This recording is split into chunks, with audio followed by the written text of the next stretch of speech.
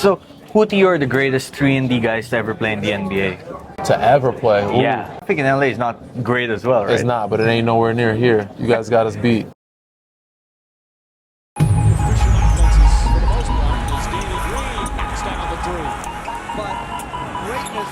Basketball character.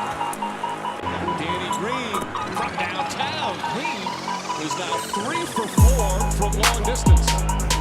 Welcome to an All-Star Magazine exclusive with 3-time NBA champion Danny Green. Danny, welcome back to the Philippines. Thank you. You were just telling me your visit to Manila, the second time has been smoother than your first visit. Yeah, Why is that I mean, each visit, loved the people. The first time, I just think the traffic was the worst thing I ever experienced in my life. Yeah. And it took us like 2 hours to get everywhere. And I was thinking, man, this might be one of the worst trips I ever. But then I also got a chance to spend some time on the Palawan Islands. So that was the most beautiful trip. That I've been a lot of places for vacation. That was probably one of my best vacations ever of going to the Philippines, one of the islands. So it's kind of bittersweet. But this time around, so far, the traffic's been a little better. It's been smoother. It's clean, like clearer skies. You know, buildings are nicer. Things are more developed. So it's been pretty cool. Traffic in LA is not great as well, right? It's not, but it ain't nowhere near here. You guys got us beat. Of course. So I'm gonna get right to it. Something I'm very curious about. You've played with so many great players in your career. You've been in the most competitive environments. If you had to rank the best players you've ever played with 5 to 1, how would it go? Oh, like in their like prime, just best or, in terms of pure basketball talent and ability. Oh, I mean, I got Timmy. He wasn't in his prime, so it's different for each year. I never really had I never got a chance to play with LeBron. I mean, I guess it was his prime, but it was 6 years ago. He's still like 30.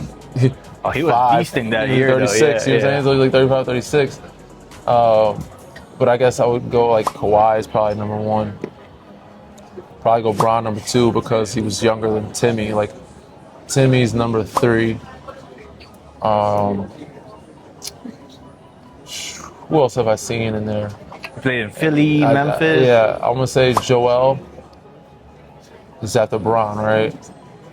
No, you had Timmy at 3, Joel at 4. Yeah, and then because I mean I won championships with Timmy and I haven't won with Joel, but Joel's probably the most talented big that I've ever played with. And then at 5, probably Anthony Davis. Yeah, he was a beast that season. Yeah, I got a healthy AD before things for him, his body, but yeah, Anthony Davis is probably one of the most talented guys I ever played with. I mean, I had a bunch of guys, man. Kyle Lowry, Tony Parker, shout out to them. Manu Ginobili. James Harden. I played with James Harden briefly, not a long stretch. So yeah, I've had the opportunity to play with some greats, man. So, you carved out a role for yourself in the NBA being a 3-and-D guy, right? Something that you worked on after your college career. Now, a lot of Filipinos, a lot of Asian basketball players dream to make it in the NBA one day. But of course, there's some challenges physically there. What would be your advice in terms of how they could find a role where they could excel in the NBA despite the challenges? You got to find your niche. That's anything. And despite the challenges, I think every team could use a great shooter. If you can shoot the ball, you kind of go anywhere in the world. That's what one of my coaches told me. If you become a pure shooter and be able to knock down shots over contests, and if you can play defense, you can go anywhere. So that's why 3-and-D works anywhere. But for smaller guys or guys that have disadvantage, you got to be a gnat on defense, pick up full court. You got to be very quick. You got to be able to create space for yourself and make tough shots. So who to you are the greatest 3-and-D guys to ever play in the NBA? To ever play? Ooh. Yeah, history. In the history, I mean, it's hard to say that because would you put yourself there? The guys I look at, I'm looking at I don't know if they were 3-and-D at the time. Like they were all-stars, some of them. Like Ron Artest. Yeah. You know, he was a 3-and-D guy that made the Lakers great. You know, and won championships. Even if you look at Robert Horry was a big man, but he made big shots and big moments. Absolutely. But I'm thinking of 3-and-D that won championships. If you look at like a Trevor Ariza was in that conversation. You look at who else was one of the greatest role players of all time? Byron Scott to some degree back in the day. He's one of them. Yeah. But I'm looking at more Iguodala, maybe. Iggy, definitely one of them. Yeah. He wasn't so much a 3 guy, but he definitely was a defense guy and a Swiss Army knife. I'm looking at when Orlando made that run, they had Turkoglu, Peaches, Rashard Lewis. Rashard Lewis is one of those guys. But even when Bron, he's always had a great 3-and-D guy on his teams. In Miami, he had a bunch of them. Shane Battier, With Shane Battier and James Jones and Mike Miller, like those guys were intricate parts.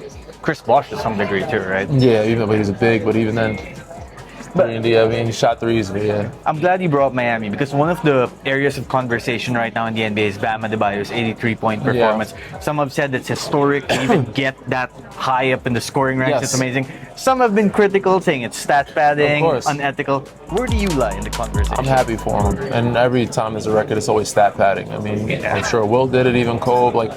Even Kobe was in the flow of the game, but there was still a time where, they were up pretty comfortable. They kept him in the game and let him keep going. Kobe to some degree. So, I mean, there's always, but again, Bam is a guy, he had an unbelievable night. And, Spo already said, I'm not apologizing to anybody. Yeah. He's Filipino, and Yeah, I agree true. with him. He said he's a Darwinist, so I'm all for it.